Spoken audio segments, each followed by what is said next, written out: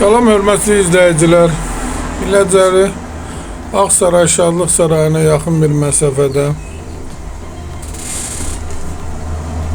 yola Astanovkaya yaxın 3 otaqdan ibarət kupçalı bir evimiz çıxıb satışa.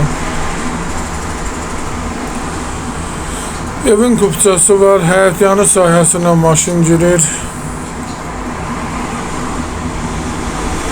Göründüğü için belə bir həyəti var.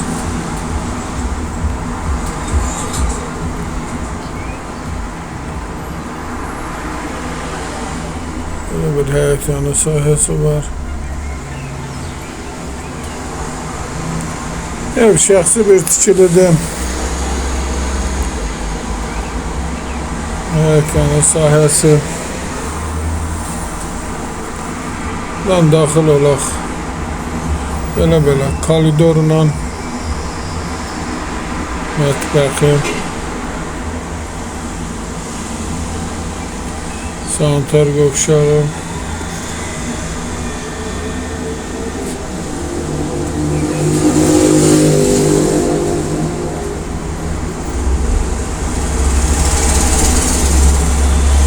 belə bir qonaq otağı.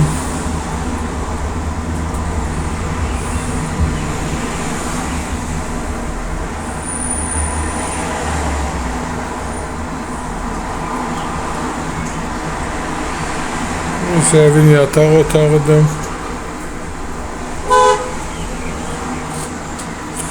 Evin ilkin qiyməti 87.000 nəzərdə tutulub. Qiymətdə razılaşmaq olar. 3 otaqdan ibarətdir. Dəmir yol vağzalının yanında. Bu isə ikinci otağıdır. İstənilən vaxt baxmaq olar.